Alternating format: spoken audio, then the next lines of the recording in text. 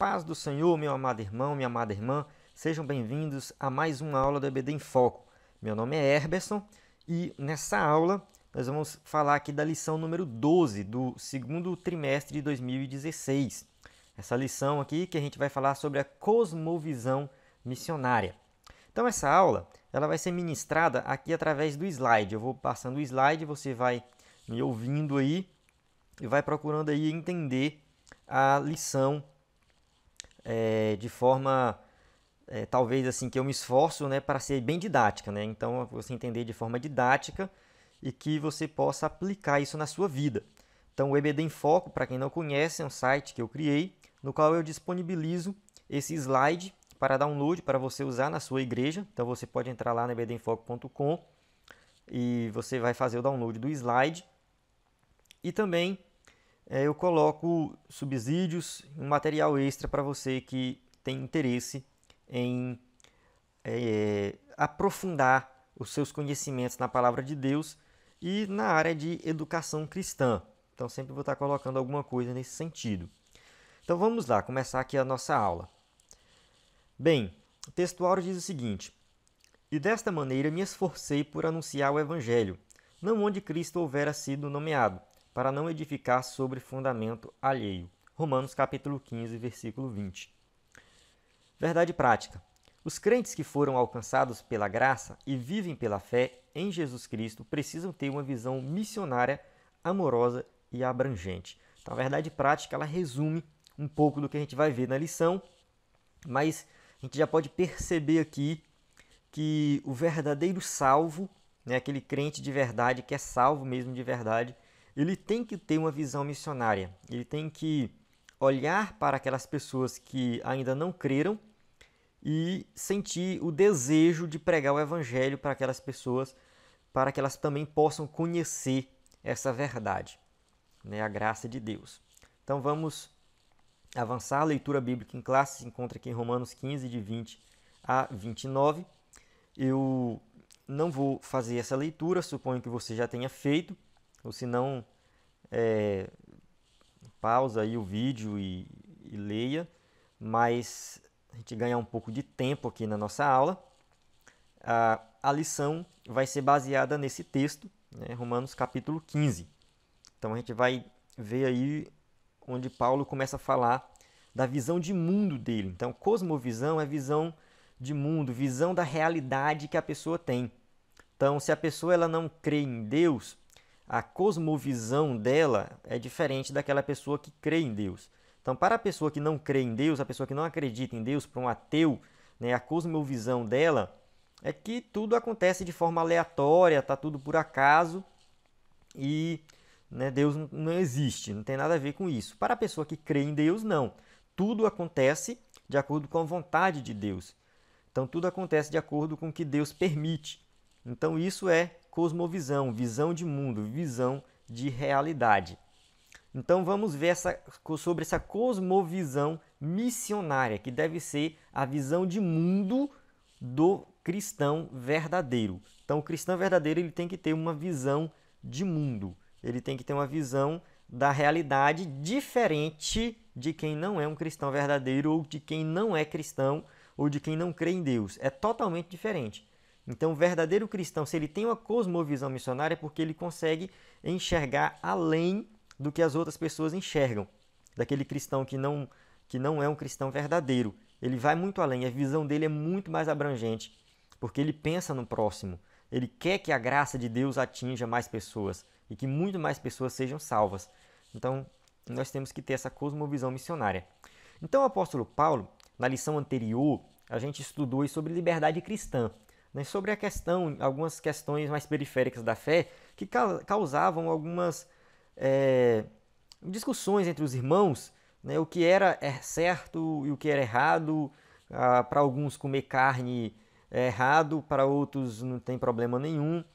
E a gente falou do cristão forte, cristão fraco, como que tem que ser essa relação na igreja, que o cristão forte, mais amadurecido, ele tem que ter cuidado com esse cristão mais fraco. O irmão não come carne, então eu vou parar de comer também, porque eu não quero ofender o meu irmão, né? Se Cristo salvou ele, então a gente tem que viver em paz até ele amadurecer e aí lá no futuro os dois sentam junto e comem um churrasco.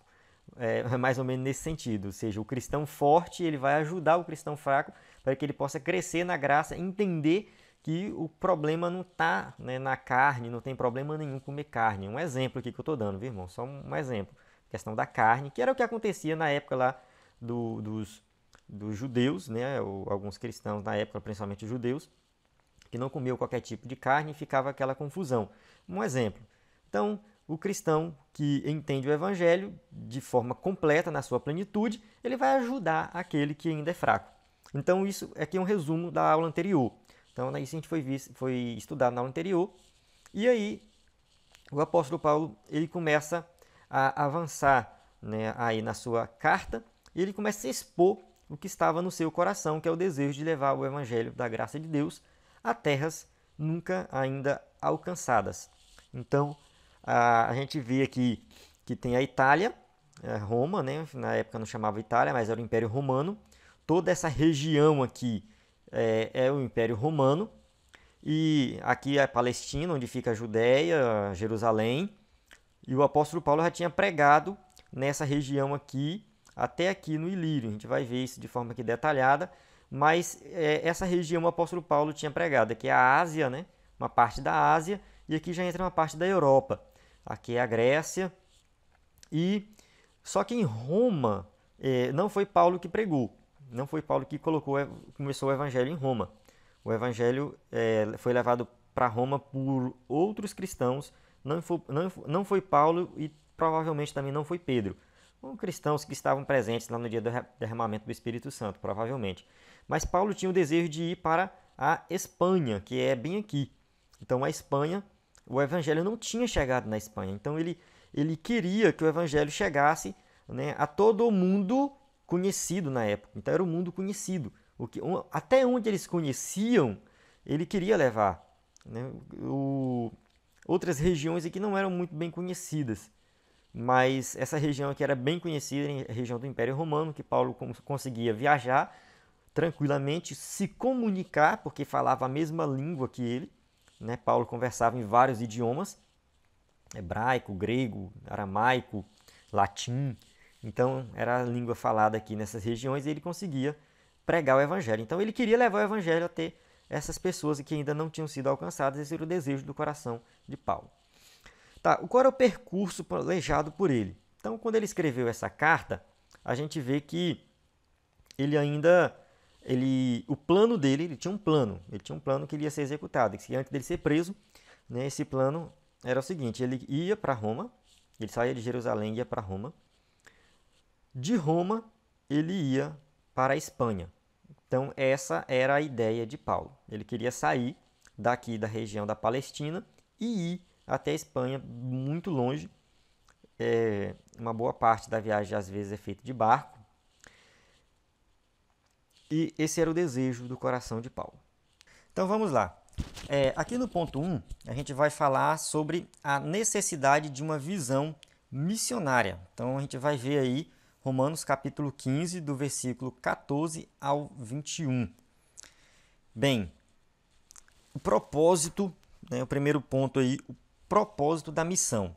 Então, vamos ver aí qual era o propósito da missão do apóstolo Paulo. Então, tá. O que o apóstolo Paulo tinha em mente quando ele estava escrevendo? Olha só a mentalidade dele. Ele tinha a seguinte coisa na mente. Tenho que evangelizar os gentios. Ele era o apóstolo dos gentios. Ele começou a pregar o evangelho, ele percebeu que os gentios, aquelas pessoas os que não eram judeus, eles estavam meio que abandonados, não tinha ninguém que queria pregar o evangelho para eles. Porque os crentes da época eram judeus, eram todos judeus. E quando eles iam pregar para os gentios, eles tinham certo preconceito. E muitos queriam que os gentios se tornassem judeus. Então Paulo, ele se compadeceu dessa situação e Deus começou a usar ele para pregar o evangelho para os gentios. Mas para que ele executasse, né, isso de forma bem completa, ele precisava da ajuda da igreja de Roma. Ou seja, ele queria expandir a sua as suas viagens missionárias, né? Ele fez várias viagens missionárias e ele queria expandir, ele queria ir mais longe, mas para isso ele precisava da Igreja de Roma. Ele queria compartilhar o seu propósito com a Igreja de Roma. Então, a Igreja de Roma era uma igreja que ia ajudar ele. E nós temos aqui duas observações importantes, né, para entender o que o apóstolo Paulo quis dizer em Romanos 15:16. Que seja ministro de Jesus Cristo para os gentios, ministrando o evangelho de Deus, para que seja agradável a oferta dos gentios, santificada pelo Espírito Santo. Então, olha só, ele usa a palavra ministro e ministrando. A priori, parece a mesma palavra, né, conjugada de uma forma diferente. Isso no português. Mas na língua original é um pouco diferente. Olha só a observação que a gente vê aqui. Ministro, do grego leitogel, essa é a palavra ministro mesmo, é alguém que estava prestando um serviço de grande relevância diante de Deus. Então essa é a ideia dessa palavra. Ele falava assim, que seja ministro de Jesus Cristo para os gentios, ou seja, que eu seja uma pessoa que esteja prestando um grande serviço, um serviço de grande relevância diante de Deus, né, que é ganhar os gentios para Jesus. Essa é a ideia, né, dessa palavra ministro. Só que quando ele vai para a palavra ministrando, já é diferente, já é outra palavra, não é a conjugação da palavra ministro aqui, né, ou uma variação dessa palavra ministro, é totalmente diferente. É servir como sacerdote, né? É um serviço, esse serviço é um sacrifício do qual Deus se agrada. Então, um sacrifício que Deus está se agradando. Então, você está ministrando, né, a palavra, ministrando o evangelho de Deus. Então, ele está fazendo um sacrifício que agrada. Isso remete lá ao Antigo Testamento, né? O que o sacerdote fazia? Ele sacrificava um animal, ele estava servindo como um sacerdote. Então, essa palavra lá do sacrifício levítico, o sacrifício, ela remete, né, a essa ideia de sacrifício, de que o sacerdote fazia, e hoje nós temos que fazer a mesma coisa, nós temos que fazer um sacrifício no qual Deus se agrada, que é ministrar o evangelho. Não tem coisa melhor do que isso. Bem superior ao que os sacerdotes faziam lá no Antigo Testamento, no sacrifício levítico. Então, Paulo, ele era um sacerdote de Deus, né? Um ministro de Deus, e ele queria que a igreja de Roma ajudasse ele. Essa era a ideia, né? Que ele queria mostrar para a igreja de Roma que ele estava fazendo uma grande obra, que ele estava trabalhando para ganhar almas dos gentios e ele precisava da igreja de Roma nessa sua missão. E quem é o agente da missão? O agente da missão é o Espírito Santo, né? Então, não existe evangelismo, ministério de evangelismo, se não tiver o Espírito Santo agindo. Então, né, o evangelismo ele tem a ver com a ação direta do Espírito Santo. Então, o Espírito Santo ele foi o que marcou o ministério de Paulo. Paulo ele fez a obra missionária e, juntamente com ele contava com a ajuda do Espírito Santo. Se não fosse o Espírito Santo, Paulo não ia a lugar nenhum. Então, o que a gente vê aqui em 1 Coríntios 2, de 1 a 4? Como Paulo pregava o evangelho, olha só como é que é interessante. E a minha palavra e a minha pregação não consistiram em palavras persuasivas de sabedoria humana, mas em demonstração de espírito e de poder. Somente o versículo 4 aqui de 1 Coríntios 2. Olha só, não consistiram em palavras persuasivas de sabedoria humana, mas em demonstração de espírito e de poder. Ou seja, Paulo ele não usava técnicas de persuasão, ele não usava técnicas para atrair pessoas a Cristo. Ele não usava a emoção para fazer a pessoa ir lá emocionada se converter.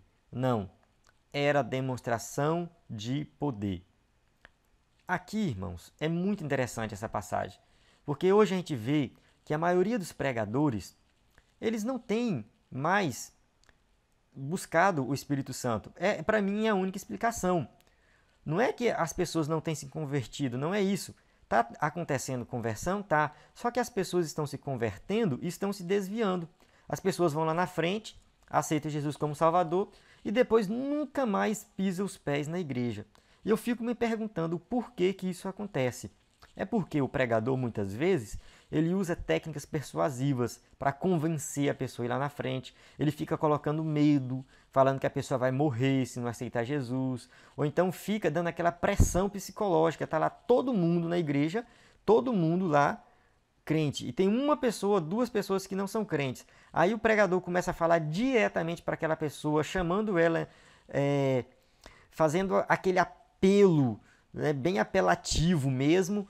E acaba que a pessoa fica constrangida com aquela situação e vai lá na frente e aceita Jesus. E o pregador diz que ganhou uma alma.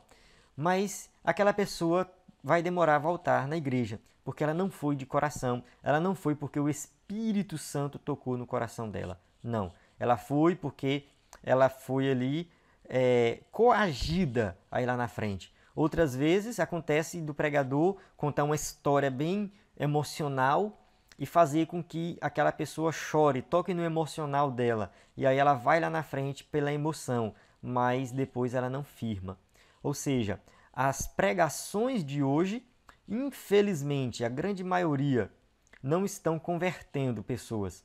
Estão preocupadas simplesmente em levar pessoas lá na frente. Mas isso não é conversão. Conversão é quando a pessoa se firma, quando a pessoa abandona o pecado e serve a Cristo, somente a Cristo. E isso só vai acontecer quando o Espírito Santo toca. Só vai acontecer com o toque do Espírito Santo. Então, a nossa pregação não tem que se preocupar com técnicas para atrair pessoas lá na frente para aceitar Jesus. A gente tem que orar. Orar, orar, buscar mesmo no fundo, mas buscar mesmo, sabe? Porque orar com propósito, para que haja o toque do Espírito, para que haja ação do Espírito na vida das pessoas. Não é uma oração qualquer, é oração com propósito. Quem se habilita a pregar, quem se habilita a ser o missionário, tem que ter esse propósito. Orar e jejuar com um propósito, para que o Espírito Santo de Deus toque na pessoa e aquela pessoa ela possa sentir no seu coração o desejo de fazer a obra, o desejo de se converter de verdade, né, de entrar na igreja, se converter, fazer a obra de Deus, trabalhar. Ou seja, não são as nossas palavras que vão fazer isso acontecer. Né? O que vai fazer isso acontecer é somente o Espírito Santo. Se o Espírito Santo não tocou, aí não é com nós. Nós não temos nada a ver com isso. É Deus. Nós temos que fazer a obra, temos que orar, pedir a direção do Espírito Santo, ir lá e pregar. E aí é Deus que faz a obra. Então, que fica aí o exemplo do apóstolo Paulo para nós, né? Porque ele pregava com demonstração de Espírito e de poder. Né? E poder não necessariamente significa pular, falar em línguas estranhas, não necessariamente isso, viu? Poder é quando o pecado é deixado para trás, quando o pecado é abandonado. Ali houve uma ação do Espírito Santo de poder na vida do pecador. Então ele venceu, ele quebrou a corrente, tirou a cegueira espiritual. Isso é poder. Eu entendo poder como sendo mesmo quando alguém se converte, quando alguém abandona o pecado. Eu falei, né, ali aconteceu o poder de Deus. Muita gente acha que poder de Deus é pular e sapatear e isso e aquilo. Não. Poder de Deus é quando o Espírito Santo convence o pecador do pecado. Para mim, isso é poder de Deus. Então, o Espírito Santo convence e o Espírito Santo convence do pecado e prova que Cristo está vivo. Essa é a ação. Porque a pessoa que está lá, que não é crente, ela pode ser que ela acha que não é pecadora. Ela acha que é uma pessoa boazinha, ela acha que é uma pessoa que faz boas atitudes e ela acha que não precisa de mais nada na vida dela. E ela é uma pecadora, então o Espírito Santo tem que ir lá convencer.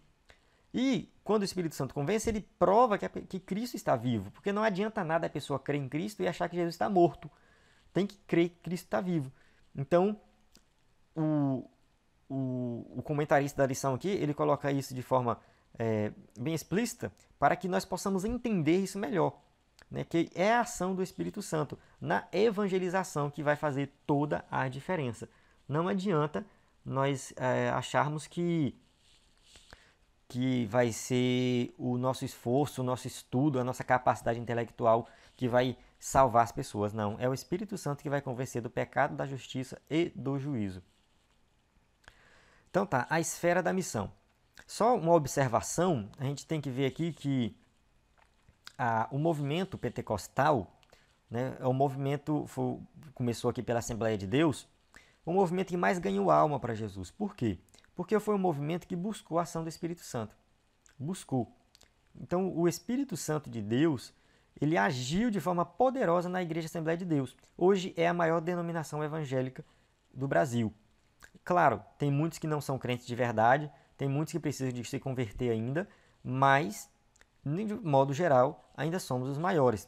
Então, a ação do Espírito Santo no movimento pentecostal tem sido, né, de forma bem explícita e tem trazido muitos resultados. Então, falando aqui do terceiro ponto, a esfera da missão, a gente vai ver aqui onde Paulo queria pregar, né, de fato. Então, Paulo, ele estava em Jerusalém, ele já tinha pregado de Jerusalém ao Ilírico. Ilírico, essa regiãozinha aqui, hoje eu acho que fica a Turquia, não sei, fica a Albânia, acho que a Albânia fica aqui nesse lugar aqui. É um paísinho, a Turquia fica mais para cá. A Albânia fica aqui hoje. É um país, hoje que é um país quase que um país ateu por causa do comunismo. Mas Paulo tinha pregado em toda essa região aqui da Ásia e um pouco da Europa. Ele não tinha ido até Roma ainda. Então, qual era a ideia de Paulo? Era sair dessa região que ele estava e ampliar o seu projeto missionário, que era ir para a Espanha. Então, ele queria, né, não queria ir em Roma. Por quê? Ele não queria pregar o evangelho em Roma. Olha só. E desta maneira me esforcei por anunciar o evangelho, não onde Cristo foi nomeado, para não edificar sobre fundamento alheio. Então Paulo ele pula, né, se a gente olhar o mapa, a ideia dele é pular Roma. Não que ele não fosse em Roma, ele ia em Roma, mas com outro objetivo, não era pregar o evangelho em Roma. Ele queria pregar o evangelho na Espanha. Então, ele não queria, por exemplo, pregar em Roma. Por quê? Porque Roma já tinha alguém lá, já tinha alguém que tinha fundado a igreja, que já estava trabalhando lá na obra de Deus. Então, Cristo já foi nomeado. Eu não preciso. Eu não preciso pregar lá em Roma, porque já está lá, já está uma igreja fundamentada. Essa era a ideia de Paulo. E o que a gente vê hoje, né? Hoje a gente vê que muitas igrejas, muitos que se dizem missionários, estão indo para lugares onde já tem igrejas. E muitas igrejas. E a obra de Deus já está bem fundamentada. Olha só essa reportagem aqui. Né? Rua em Campo Grande tem 11 igrejas evangélicas diferentes. Ou seja, numa única rua, 11 igrejas evangélicas. Será que não tinha outros bairros? Será que não tinha outros lugares? Será que não tinha outros lugares para levar o evangelho? E fica aquela disputa de igreja, uma igreja do lado da outra, uma igreja de frente com a outra. E a gente vê hoje que alguém se revolta numa igreja e abre uma igreja para ele, mas, irmão, sinceramente, eu ficaria muito feliz se alguém se revoltasse e fosse lá para o interior do Piauí, onde quase não tem crente, fosse lá para o Nordeste, para aquelas cidades lá que são idólatras, que quase não tem crente, que é difícil pregar o evangelho, e fosse fundar uma igreja lá. Ia ser bom demais. Se todo mundo que revoltasse e resolvesse abrir uma igreja fosse para esses lugares de difícil acesso, para lugares onde o evangelho ainda não foi pregado, seria uma maravilha. Mas não, ele briga ali e sai e monta uma igreja do lado. Do lado. Tudo bem, está pregando o evangelho, está fazendo a obra, mas, sinceramente, eu acho que a ideia dele não é pregar o evangelho. É ser independente e muitas vezes, Deus me perdoe se eu estiver falando algo errado, é ganhar dinheiro. Muitas vezes é só para ganhar dinheiro. É só para ter uma igreja, porque Se você for prestar atenção, uma igreja com 100 membros, cada um ganhando um salário mínimo, vai dar 8 mil reais. Então o cara paga o aluguel, paga algum gasto, sobra ali uns 5 mil reais para ele. É isso que está falando, virou negócio. É isso que está acontecendo. Infelizmente, igreja hoje virou negócio. Ninguém fala mais de pregar o evangelho, de evangelizar, de fazer a obra, de ganhar almas. A ideia é tirar o membro da outra igreja para a igreja dele. Ele não quer ganhar o pecador. Sabe, eu vejo essas igrejas abrindo aí, mas eu não vejo elas indo evangelizar as prostitutas, não vejo elas indo evangelizar os drogados, não vejo elas indo nos presídios. Então, é complicado a situação que nós estamos passando hoje. Por quê? Porque não existe uma cosmovisão missionária. Não tem essa cosmovisão missionária. Então, mas se a gente levar a expandir a nossa visão para o mundo inteiro, olhar para o mundo, existe uma região chamada janela 10x40. Essa região que a gente pode observar aqui no mapa, que é uma região na qual a maior parte das pessoas não alcançadas pelo evangelho estão nela. Então pega aqui uma parte da África, uma parte aqui da Ásia, né? Quase toda a Ásia aqui. Por quê? Porque aqui se concentra países muçulmanos, países comunistas, que nem a China, e países muito idólatras, como o Japão e a Índia. Então, são religiões, cosmovisões que bloqueiam, que freiam o evangelho. Eles não concordam com o evangelho. Então, dessas pessoas que não foram alcançadas pelo evangelho, 95% estão aqui. Tem 62 países nessa região, 3,8 bilhões de pessoas, ou seja, a metade da população mundial está aqui nessa região. E dessa população aqui, 1,8 bilhões nunca ouviram de Cristo, cristianismo ou evangelho. Você chega para qualquer pessoa do Brasil, dos Estados Unidos e da Europa e fala: Jesus, sei quem é. Cristianismo, é a religião que a gente participa. Né? Evangelho, é o que os crentes pregam por aí. Todo mundo sabe, todo mundo sabe. Agora você chega nessa região aqui, se você falar Jesus Cristo, ninguém sabe quem é. 1,8 bilhões de pessoas não sabe nem quem é Jesus. Não sabe nem o que é o cristianismo. E muito menos evangelho. Olha só, enquanto uma rua tem 11 igrejas evangélicas, temos uma região no mundo que não tem nem o nome Jesus. Nem o nome. Então, evangelizar nessas regiões aqui é perigoso. Evangelizar nessas regiões aqui é praticamente entregar a vida, morrer por Cristo. Porque a perseguição é muito grande. Mas ninguém quer ir. Ninguém quer. Quer evangelizar, né? Quer abrir uma igreja aqui do lado da outra e pegar os membros da outra igreja. Agora, fazer a obra missionária, de fato, não quer. Então, graças a Deus, assim, Deus tem usado muitas pessoas para evangelizar essa região. Tem muitos projetos, muitas ideias, e as pessoas estão indo para lá, morrem, mas faz a obra. Ganha almas e lá o milagre acontece. Lá o negócio é diferente. Lá tem que orar. Lá tem que ler a Bíblia. Lá não tem esse negócio, não. Para ser crente nessa região aqui, para ser crente, tem que ser crente, sabe? Quem mora aqui nessa região e é crente, tem que ser crente, sabe? Tem que ser crente de verdade, porque na hora que eles arrombam a casa da pessoa, pega, joga na rua, pisa, e há relatos que bota fogo na pessoa viva, queima, porque a pessoa é crente. Então, para ser crente aqui tem que ser crente de verdade. E aí é complicado. Não é todo mundo que tem coragem de ir lá evangelizar. Segundo ponto, a necessidade do planejamento missionário. Então tá, Romanos 15, de 22 a 29, a gente vai ver aqui que Paulo, ele fala um pouco do plano dele. Ele não fez de qualquer forma, ele queria planejar as coisas. Então a primeira coisa que Paulo fez foi estabelecer bases. Estabelecer base. Então, princípio básico de quem vai evangelizar, tenha um ponto de apoio. Você não pode sair por aí evangelizando sem uma igreja te apoiando, sem uma igreja te ajudando, sem uma igreja para te sustentar. Então, Paulo queria o quê? Que a igreja de Roma fosse o seu ponto de apoio. Essa era a ideia de Paulo, que as pessoas, né, que estavam em Roma entendesse a missão dele e falasse: não, Paulo, vai, porque a gente vai te ajudar, a gente vai te apoiar. A Espanha aqui perto e nós estamos contigo nessa obra missionária. Então, o que diz aqui Romanos 15, 24?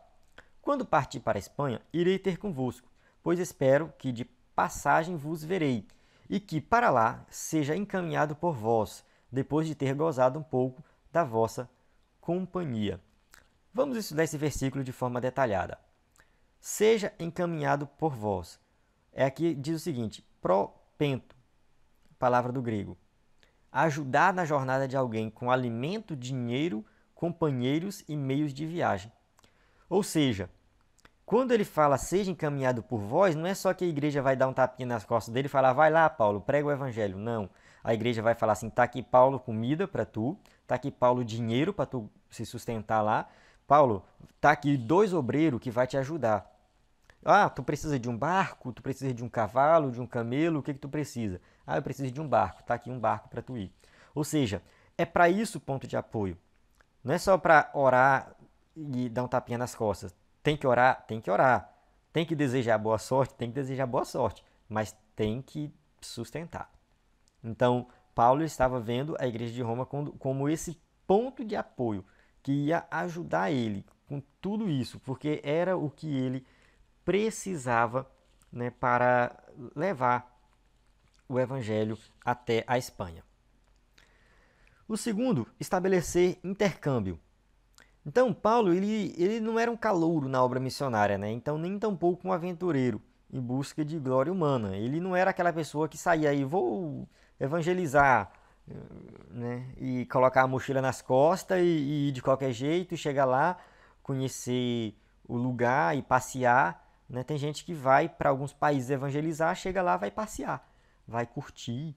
Não, não é isso. Ele fala assim: ah, porque eu tenho vontade de evangelizar, eu tenho vontade de conhecer a China, né? Tem que passear lá na China, vou evangelizar lá na China. Não, tu vai passear ou tu vai evangelizar? Então o apóstolo Paulo não estava indo passear, ele não estava indo de qualquer jeito, ele estava indo evangelizar. Então ele não ia como um aventureiro em busca de reconhecimento humano. A vida de Paulo foi marcada pela entrega aos outros.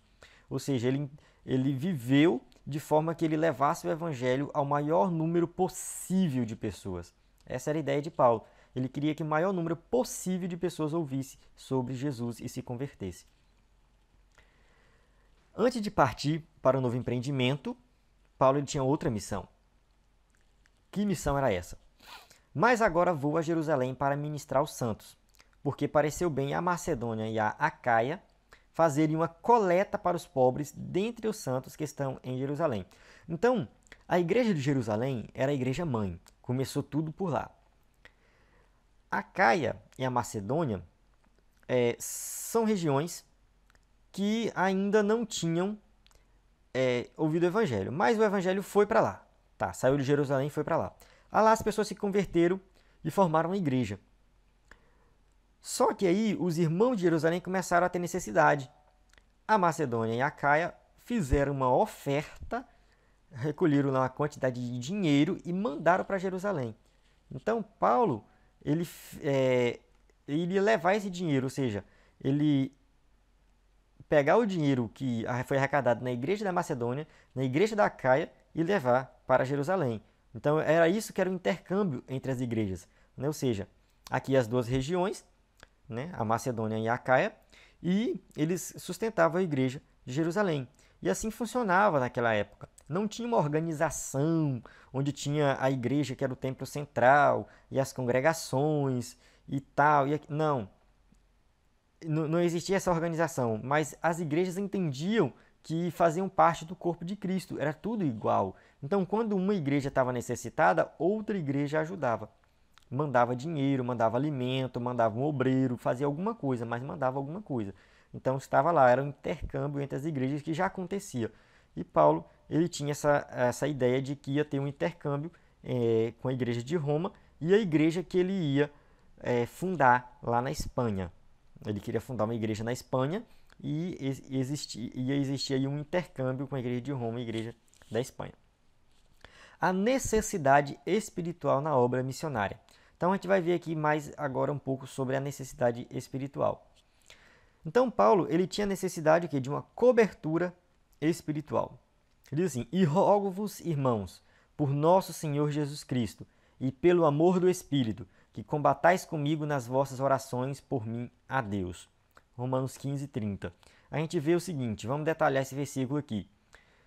Espírito, Deus e Jesus. É o quê? Trindade. Pai, Filho e Espírito Santo. Pai, Filho e Espírito Santo. Ou seja, esse empreendimento, esse projeto missionário de Paulo contava com a ajuda da Trindade. Contava.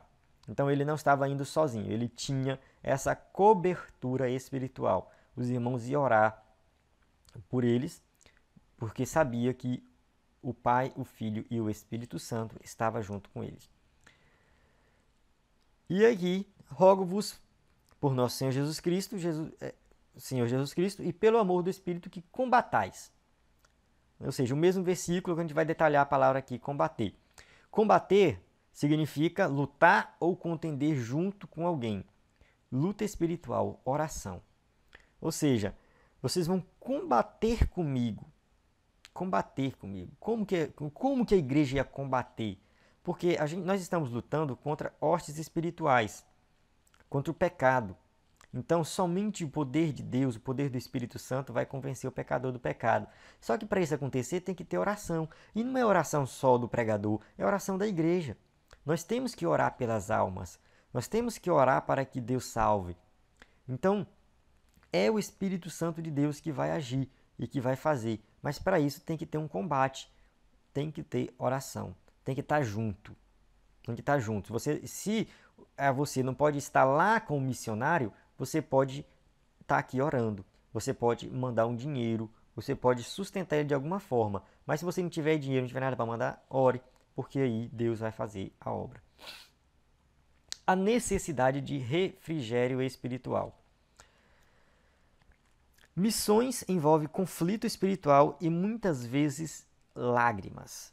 Ou seja, não é só coisa boa. Tem lágrimas, tem sofrimento. Paulo apanhava, Paulo era preso, mas temos que entender que é marcada por uma satisfação espiritual e alegria. Irmãos, não tem nada melhor do que você evangelizar. Não tem nada que fortalece o crente mais do que o evangelismo. É difícil você sair para ir fazer a primeira vez. É difícil você tomar uma atitude e falar assim, vou lá, vou evangelizar. É difícil, mas quando isso acontece, quando você sai da sua zona de conforto e você vai para a rua, e lá você distribui um panfleto, lá você fala de Jesus, ou então você vai para uma esquina, coloca uma caixa de som e prega, vai para uma feira e prega, você faz alguma coisa do tipo, a satisfação e a alegria que a gente sente é uma coisa imensurável. Só quem já fez isso sabe. Só quem já foi para uma feira pregar, para uma rua pregar, para evangelizar nos grandes centros, saber que aquilo ali que você falou, aquele panfleto que você entregou, pode tirar uma alma do inferno. Isso é uma coisa assim que não dá nem para expressar com palavras, porque a alegria é muito grande. A alegria é muito grande. Se você nunca evangelizou na sua vida, eu recomendo, junte-se a um grupo, não vá sozinho, junte-se a um grupo, procure saber na sua igreja quando é que vai ter evangelismo, como que vai ter oração antes, vai ter um jejum antes, um preparo, alguma coisa do tipo. E aí você vai lá, procura, faça essa experiência. Todo crente deveria ter essa experiência. Claro que a gente pode evangelizar ali no nosso trabalho, para os nossos colegas, falar de Jesus para a nossa família, tudo bem, faz parte também do evangelismo, mas nada se compara a você ir mesmo para a rua, ir para um movimento e lá você, frente a frente com o pecador, falar de Jesus para ele. Então isso é muito bom. Então traz, apesar de muitas vezes envolver lágrimas e sofrimento, mas envolve também satisfação espiritual e alegria. Missões é refrigério no poder do Espírito Santo. O que isso quer dizer? A fim de que, pela vontade de Deus, chegue a vós com alegria e possa recrear-me convosco. Olha a palavra recrear aqui. Recrear é o quê? O que é recrear? Quando a gente fala assim, tá tendo um movimento de recreação. É um movimento de distração, de brincadeira, recreação, ou seja, que não está trabalhando. Aqui, recrear-me convosco, é mais ou menos isso mesmo. A palavra do grego aí diz o seguinte, que eu possa descansar e refrigerar o meu espírito com vocês. É mais ou menos um pouco aqui também a tradução da NVI. É um pouco diferente desse aqui. A NVI fala nesse sentido, né? Que eu possa chegar aí e eu possa descansar com vocês, né? Refrigerar o meu espírito com vocês. É um momento ali que não é um momento de trabalho, é um momento de recreação, é um momento onde vai descansar, né, daquilo. Eu lembro que eu fazia um trabalho de pregar na feira. A gente ia lá, pregava e fazia obra, distribuía panfleto e cantava. E depois, quando terminava, a gente saía junto e ia para uma padaria, comer um lanche, conversar e falar da obra de Deus. Era um momento de recreação. Era um movimento de recreação. Então, nessa experiência que eu tive de pregar na feira, foi interessante, porque a gente levantava mais cedo, ia para a igreja orar, aí orava junto, depois a gente pegava a caixa de som, levava para a feira, lá cantava, pregava, distribuía panfleto e depois a gente saía e ia comer um lanche, ia conversar e falar, né, de outras coisas relacionadas à obra de Deus, e aquele momento era muito importante. Então, tá tudo incluído no pacote do evangelismo. Tem o sofrimento, tem as lágrimas, tem a oração, tem as dificuldades, mas tem também o movimento de descansar, de refrigerar a alma no espírito, porque você sabe que você fez uma obra que agrada a Deus. Isso que é importante.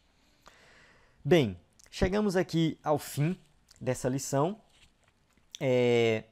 A gente tem que entender, né, um pouco da importância de evangelizar.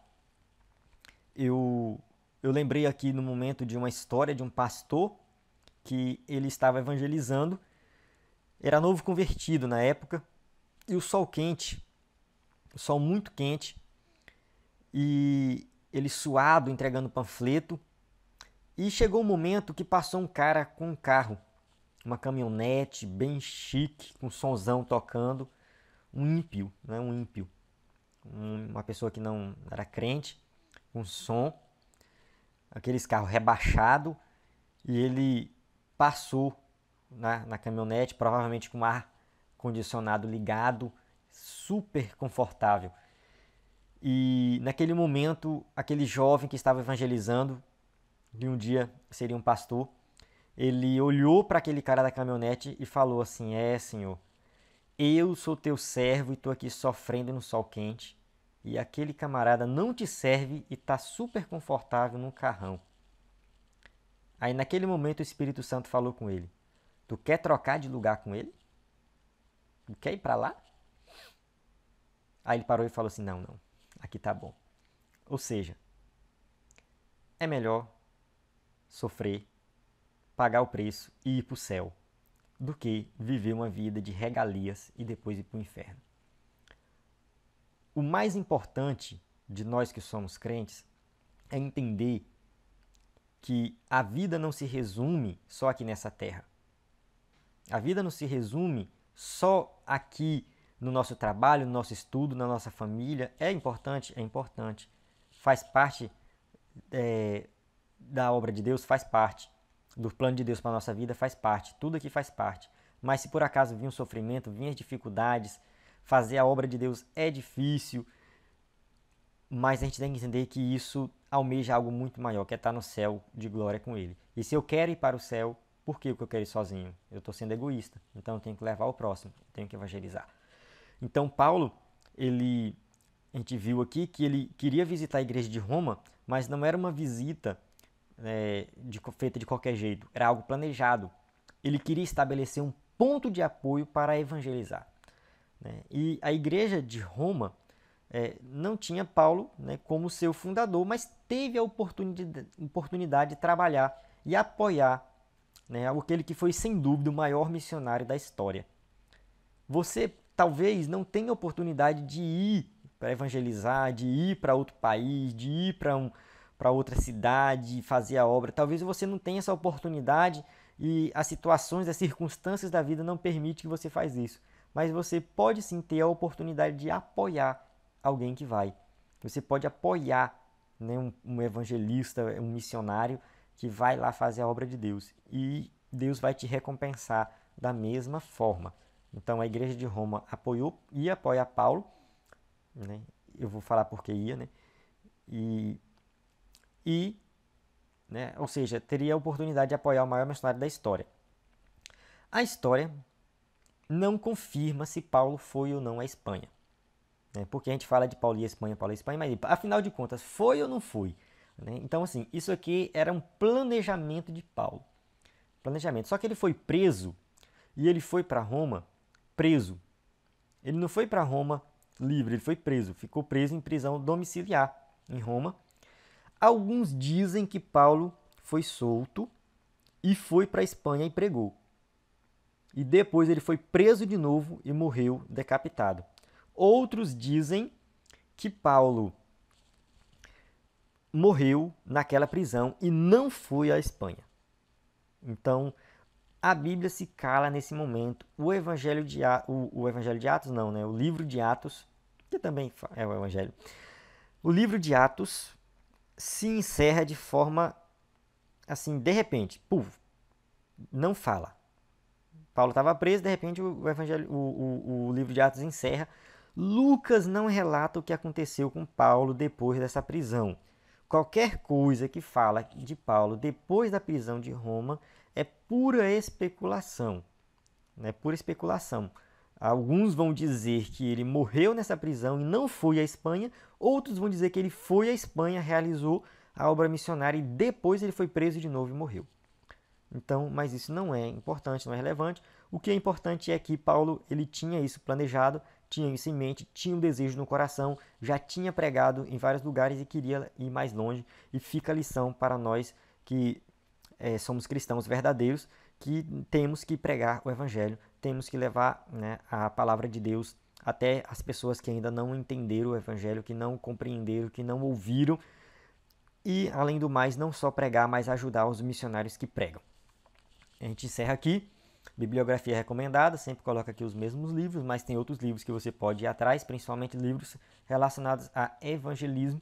Tem um livro do John Stott, Nosso Silêncio Culpado, onde ele fala um pouco da questão do evangelismo, que é importante também não só ficar planejando, mas executar.